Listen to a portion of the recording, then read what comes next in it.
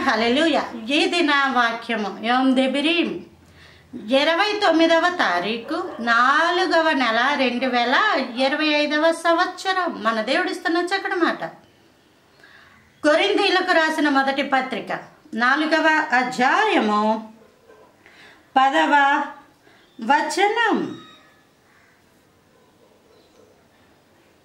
మేము లోకమునకును దేవదూతలకును మనుష్యులకును వేడుకగా ఉన్నాం.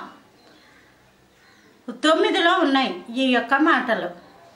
మేము అంటే మనము దేవుని నమ్ముకున్న తర్వాత, ఇలా జీవ గ్రంథాన్ని చేతపట్టుకున్న తర్వాత, దేవుడు ఉన్నాడు, చూస్తున్నాడు, దేవుడు ప్రార్థన వింటున్నాడు, ఈ మాటలు లోకానికి ఎంతో వేడుకగా ఉంటాయి, ఎంతో హేళనగా ఉంటాయి, ఎంతో వింతగా ఉంటాయి. హేళన చేస్తూ మాట్లాడుతుంటారు, ఆ పేర్లు పెట్టి పిలుస్తూ ఉంటుంటారు. మీ దేవుడు ఏమన్నాడు, మీరు దేవుని బిడ్డలు కదా అనేటో మాట్లాడతారు. ఆ మాట్లాడినట్టుకి దేవుడు సమాధానము లెక్క అప్పగించుకుంటాడు అనుకోండి. అయితే మనము దేవునికిని లోకమునకును దేవదూతలకును వేడుక. అంటే చాలామంది అంటారు, నన్ను చూడటం లేదు, నన్ను పట్టించుకోలేదంట.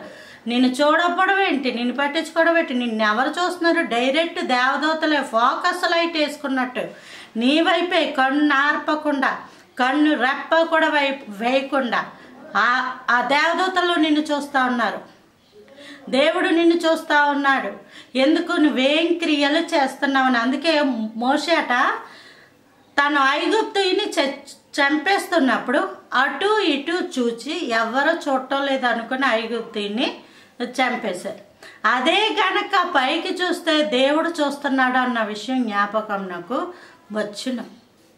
కాబట్టి లోకస్తులు ఎంతసేపు వాళ్ళని చూస్తారు, వీళ్ళని చూస్తారు, ఇంట్లో వాళ్ళని చూస్తుంటారు. నన్ను ఎవరు పట్టించుకోవట్లేదు, నా వల్ల ఎవరికి ఉపయోగం లేదు, ఇలాగని బాధపడిపోతుంటారు. ఒకటి శుభవార్త ఏంటంటే, నిన్ను దేవుడు చూస్తున్నాడు. నీవు లోకానికి దేవదూతలకు వేడుక, ఒక వింతగా ఉన్నావు. కాబట్టి నువ్వేం చేసినా అద్భుతమే. ప్రార్థన చేయి, వాక్యం చదువు, స్తుతులను అర్పించు, మందిరాలకు వెళ్ళు, క్రమముగా దేవునితో ఉండు. దేవుడు నిన్ను నీ కుటుంబాలను ఆశీర్వదించును కాక. Praise the lord. ఆమేన్.